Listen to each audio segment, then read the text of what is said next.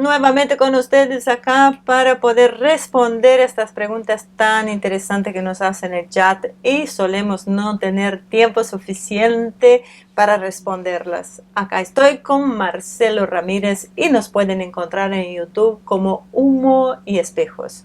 Hay una pregunta que está hace rato dando vuelta y que me pareció súper interesante, que es de Paula G.C. En realidad ella pregunta si podríamos definir el término neonazi, porque la mayoría se queda con la versión hollywoodense o mediática del término. De ahí que los medios no pueden explicar cómo un presidente judío apoya a grupos neonazis. Así que, ¿cómo estás, Marci? Y he elegido la pregunta justita para que vos arranques con esta respondiendo las preguntas del chat de hoy. Los términos son en realidad un poco caprichosos, ¿no? ¿Por qué neonazi? Porque en realidad esta gente apoya o tiene como líder a Stefan Bandera, que fue un ucraniano, podríamos decir hoy, colaborador con la Alemania nazi. O sea, utilizan una simbología que es similar o que tiene reminiscencias de las que utilizaban en el nazismo.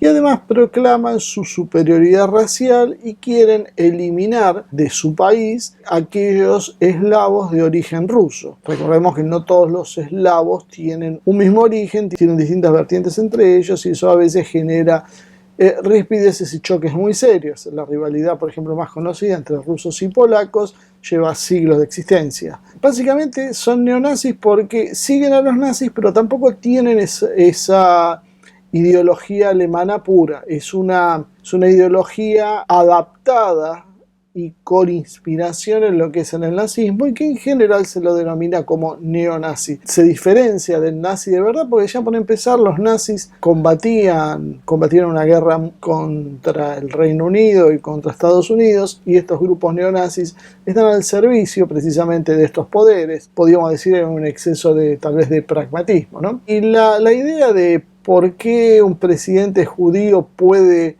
estar apoyado en un grupo de neonazis es simple. Hay veces en política las cuestiones son de pragmatismo. Podían recordar que en 1933 hubo un acuerdo entre el sionismo y la Alemania nazi. De hecho, se emitieron monedas conmemorativas de ese acuerdo porque había una coincidencia de factores. Las monedas las pueden ver en internet, las pueden googlear, van a ver que están acuñadas con la esvástica y toda la simbología nazi y a la vez con símbolos referentes al judaísmo. Y eso tiene que ver con que en realidad el sionismo necesitaba que los judíos se muden a Palestina porque estaba el proyecto de crear el Estado de Israel y los alemanes querían que los judíos se vayan de Alemania. Entonces había una coincidencia clara de objetivos y de hecho trabajaron juntos, firmaron acuerdos juntos y eran nazis y eran judíos y no era que el nazismo después se hizo antijudío, sino que ya en ese momento era antijudío.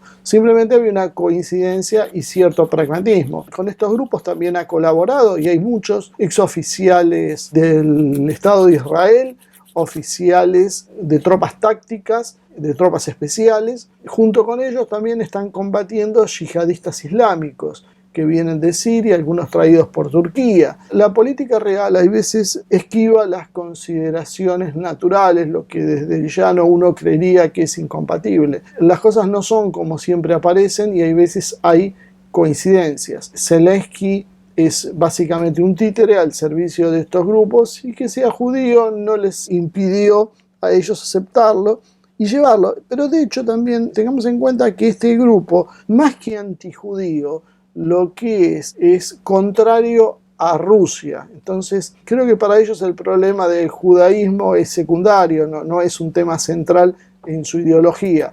Sí, básicamente se definen como antirrusos y quieren despoblar Ucrania de ciudadanos que tienen ese origen. Vamos con Ariel Popper. Esta pregunta en realidad la encontré no en el chat, sino que en uno de los programas y me resultó muy interesante y coincide con el mismo camino de Mickey Ramone, ¿no? Ariel dice, ¿qué puede decir sobre el cerco sobre las fuerzas ucranianas en la región del Donbass? ¿Creen que esta es la razón del lento avance ruso sobre Kiev? es lo que los medios occidentales pintan como desabastecimiento. Y la completo con Mickey Ramone, que dice: lo que no me cierra es como hoy sigue bombardeando el Donbass. ¿Qué me decís? Lo que dice Mickey Ramone es cierto. De hecho, acaba de caer ayer un misil Tochka-U, un misil táctico que ha ocasionado 23 muertos, algo que la prensa occidental ha casi, podríamos decir, ignorado. Lo ha dicho como, bueno, hubo un ataque ucraniano y murieron 16 ucranianos. Bueno, básicamente en realidad no fueron 16, fueron 23.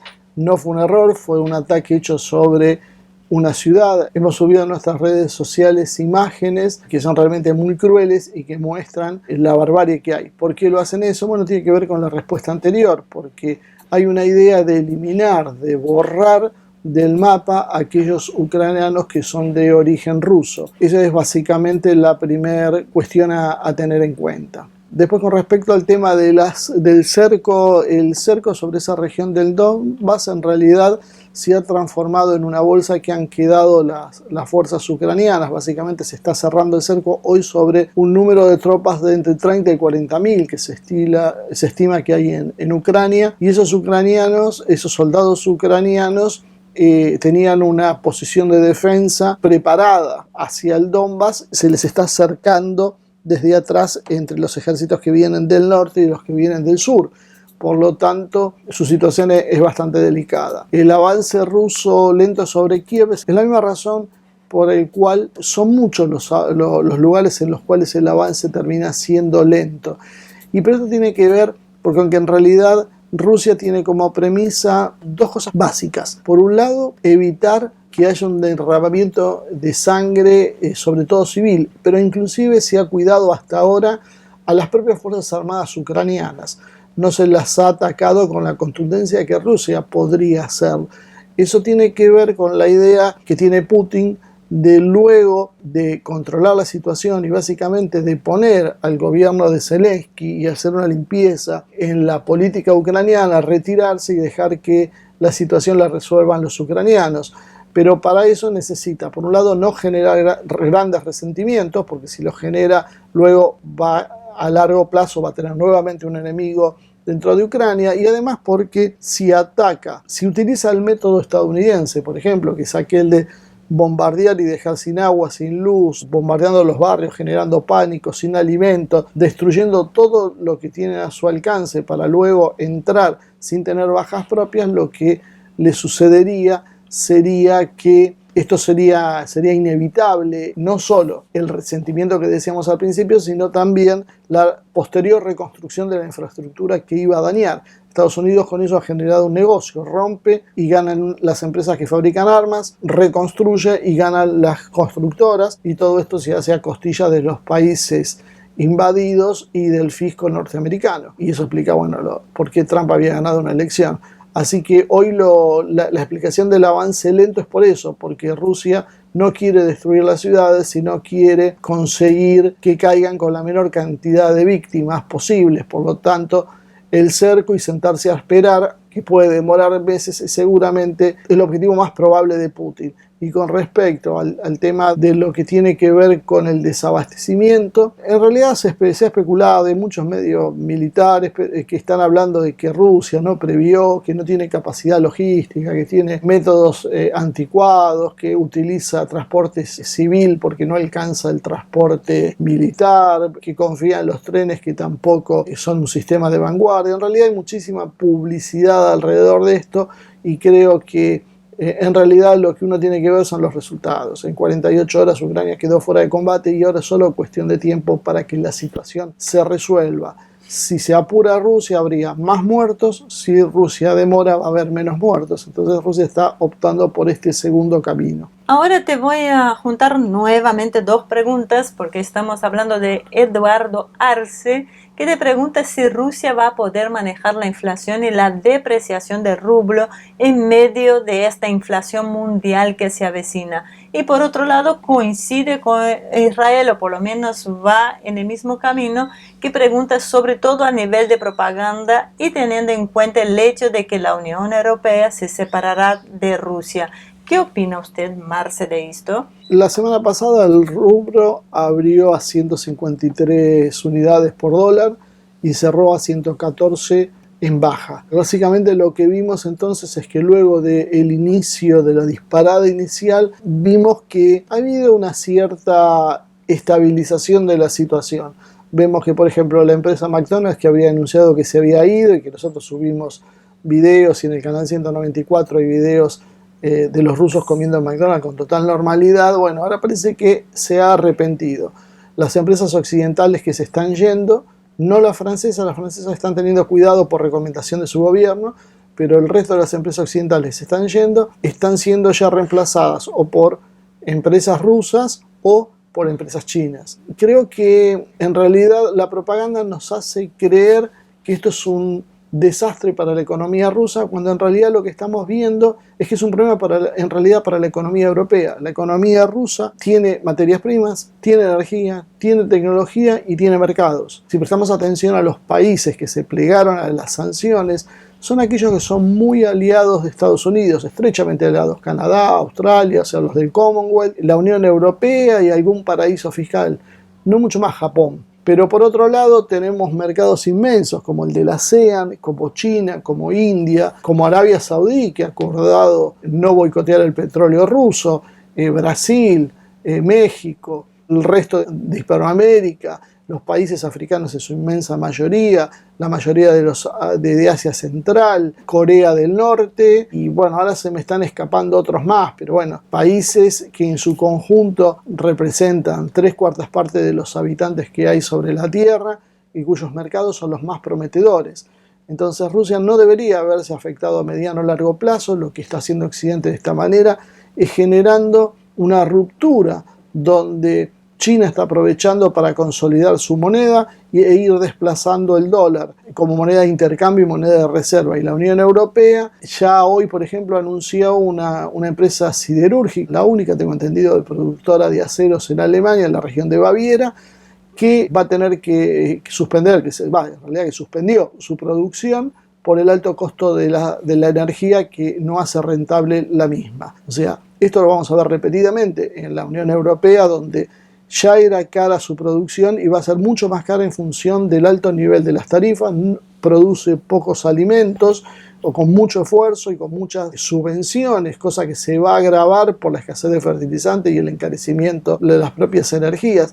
Básicamente a largo plazo va a perder Occidente, porque inclusive Estados Unidos, que tiene mucho para autoabastecerse, va a perder un mercado como la Unión Europea, simplemente porque la Unión Europea se va a terminar cayendo, y Estados Unidos también va a perder, sobre todo porque el dólar, que es su fuente de financiación constante, está perdiendo protagonismo y va a dejar de ser una moneda universal, lo cual va a ser un golpe muy fuerte para la economía de Estados Unidos.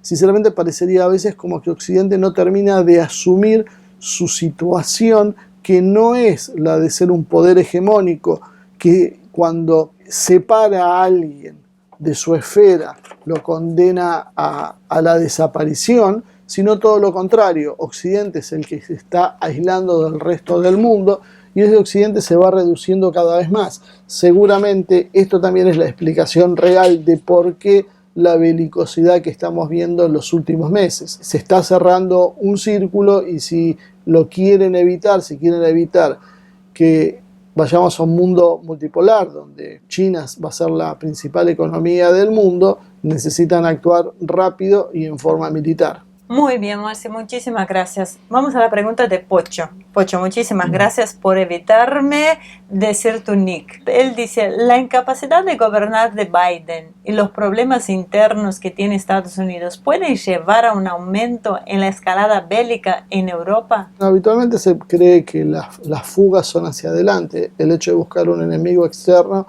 sirve para unir. Lo que pasa es que los problemas internos de Estados Unidos son tan graves que no tiene que ver solo con la ambición de un político. Está crujiendo todo el sistema, así que es altamente probable que eso también sea algo que empuje, pero que no va a ser suficiente para evitar el destino. Acá lo más grave, como vengo diciendo, es que los europeos son los que no están tomando conciencia que ellos son la carne de cañón de ese enfrentamiento.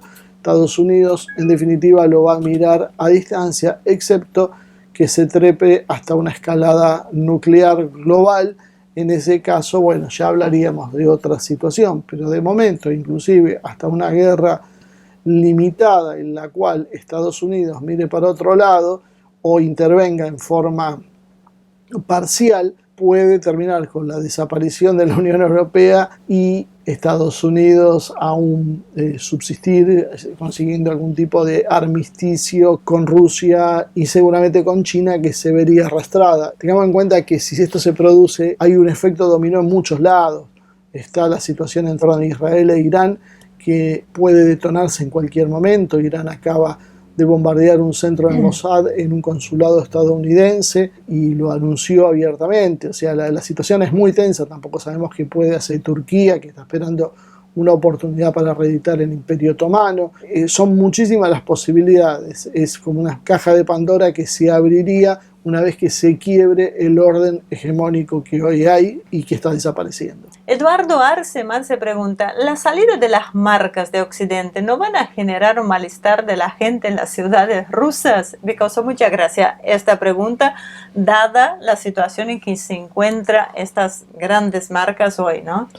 Y depende del sector. En la mayor parte de la población no. Obviamente siempre hay un sector muy pro-occidental, un sector joven, que va a lamentar por no ver un concierto de alguna banda musical o por no tener un Starbucks en la esquina. Pero de todas formas es más lo que va a ganar Rusia a mediano y largo plazo que a corto plazo. Y las marcas que hoy están instaladas occidentales bien van a terminar siendo reemplazadas por marcas asiáticas.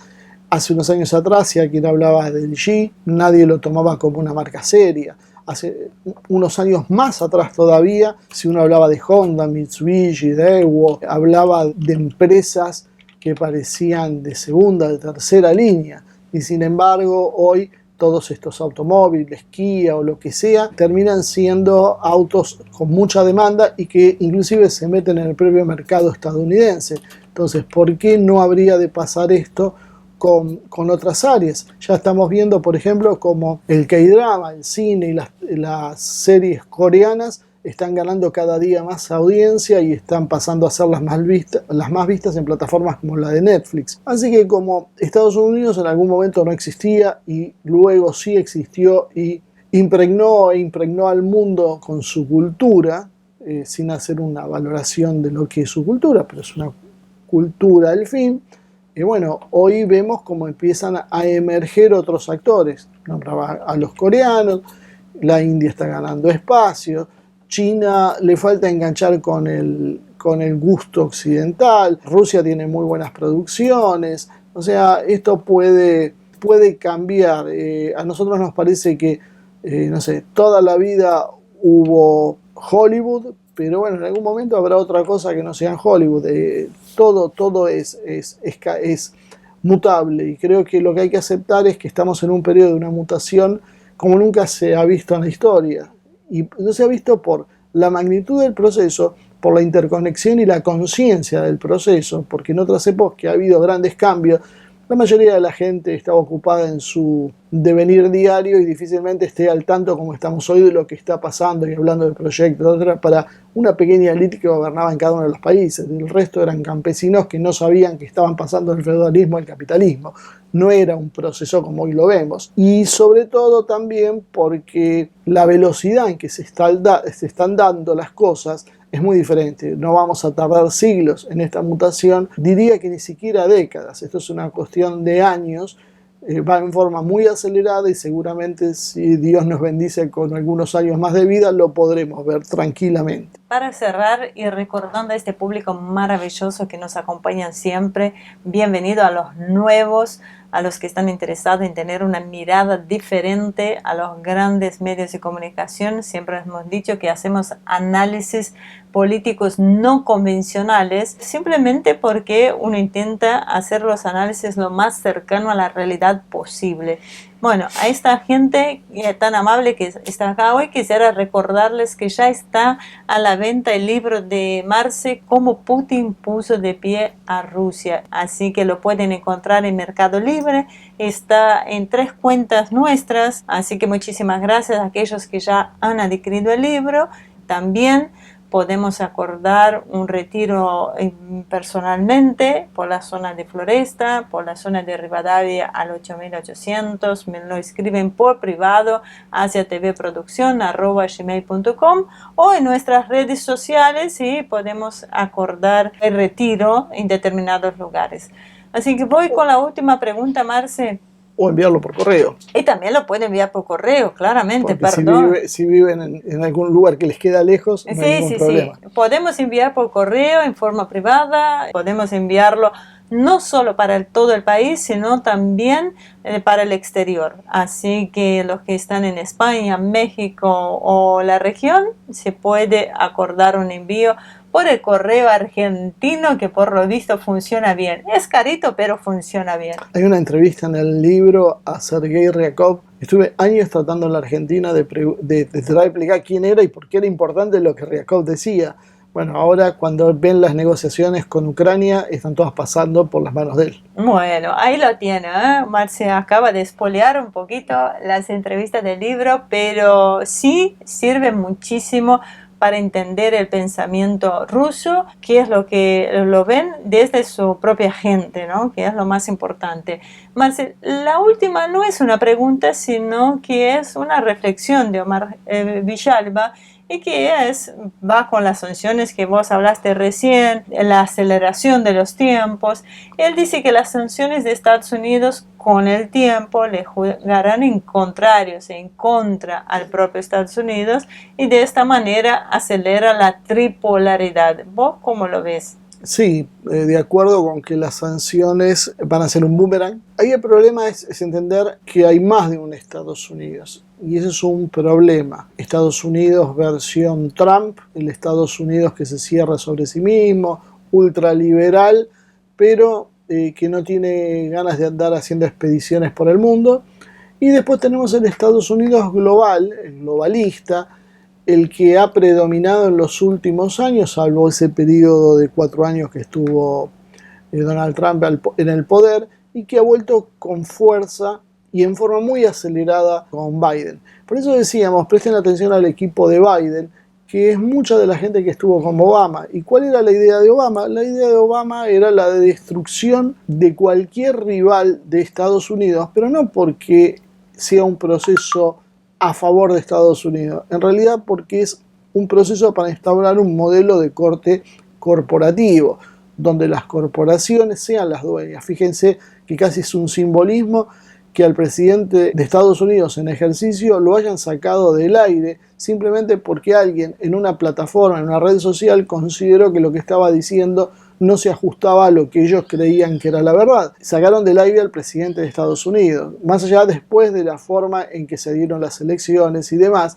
estamos viendo que hay un abierto desafío del poder financiero a el poder político histórico de Estados Unidos, que si bien hay una especie de simbiosis, un entrelazado entre ambos poderes, la balanza se ha inclinado cada vez más para el poder financiero, y ellos son los dueños de todo y quienes ponen el sistema político, el sistema jurídico, todo el sistema en realidad está puesto a su servicio. De esa manera lo que necesitan ellos es construir una realidad distinta a la que nosotros estamos acostumbrados, con estados, con naciones que disputan, que pelean, que ya sabemos todo lo que se ha pasado a lo largo de la historia, pero lo que ellos van es por un modelo diferente.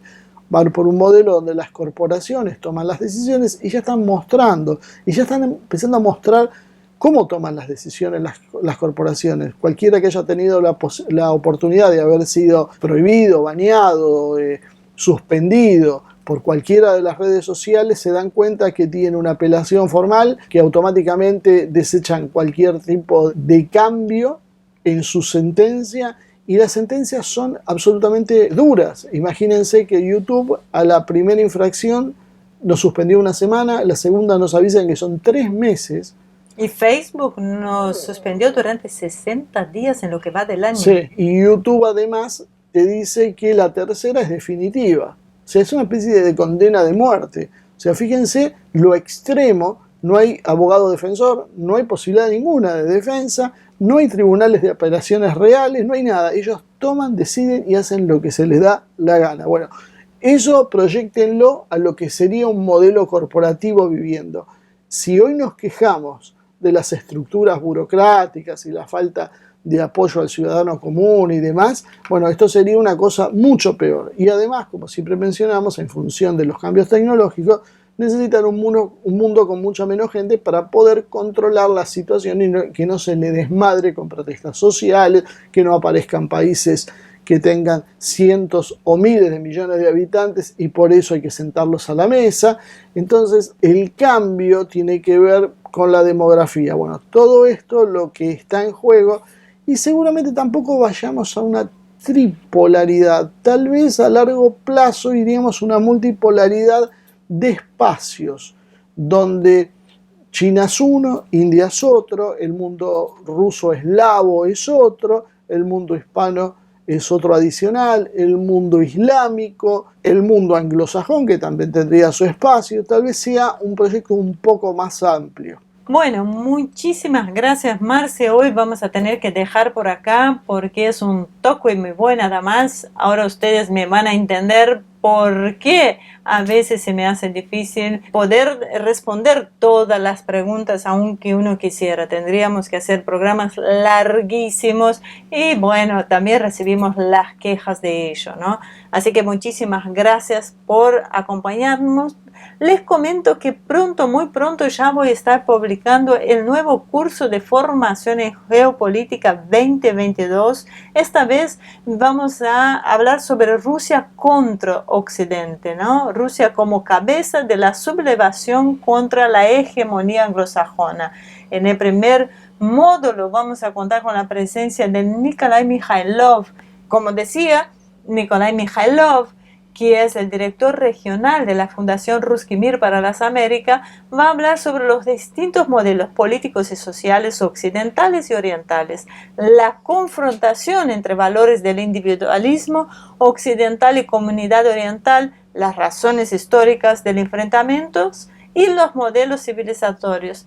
Todo esto importantísimo para ponernos en contexto y entender qué es lo que está sucediendo en el mundo hoy. En el segundo bloque vamos a contar con la presencia de Francisco Uribe, que es desarrollador de negocios y analista en sistemas, y él va a hablar sobre la situación económica actual de Occidente y Oriente, el desarrollo de las nuevas tecnologías, la inteligencia artificial, computación cuántica, energía de fusión nuclear, nano y metamateriales. También nos va a hablar sobre temas que son claves, el SWIFT, la arquitectura compartida, el papel del dólar en el predominio del Occidente. Ojo, atento ahí a este segundo bloque que va a también ser súper interesante. Para cerrar el tercer bloque vamos a contar con quién, con Marcelo Ramírez, que es analista geopolítico y autor del libro Cómo Putin puso de pie a Rusia. Él va a hablar sobre la propaganda y la realidad, ¿no? Sobre los medios de comunicación como actores de la guerra cultural y psicológica, la decadencia occidental en la capacidad militar por la corrupción del complejo militar industrial, las estrategias distintas entre Occidente y Oriente, la prevención y control global versus el modelo multipolar y los escenarios posibles de enfrentamiento, o sea, las guerras no militares directas, guerras regionales y guerra total. Así que, como siempre, este curso de formación en geopolítica va a contar con el certificado emitido por la Fundación Ruski Mir en conjunto con Francisco Uribe, este consultor muy importante en México, y Asia TV encabezado por Marcelo Ramírez. Así que contamos con la presencia de ustedes y contamos con el apoyo para aquellos que quieren el certificado, siendo gratuito para los miembros del canal de YouTube y los patrocinadores en Patreon. Ojito, no vamos a dejar afuera tampoco a aquellos que han colaborado siempre con nosotros a través de Mercado Pago o de transferencia bancaria. Así que muchísimas gracias, gente linda. Un placer como siempre. Una lástima que no estemos en vivo, pero vamos a estar en el chat siempre que podemos. Compartimos. Es un momento para nosotros de, a pesar del momento, de mucha alegría por saber que tenemos quienes nos acompañan. Un abrazo y nos estamos viendo muy, pero muy prontito.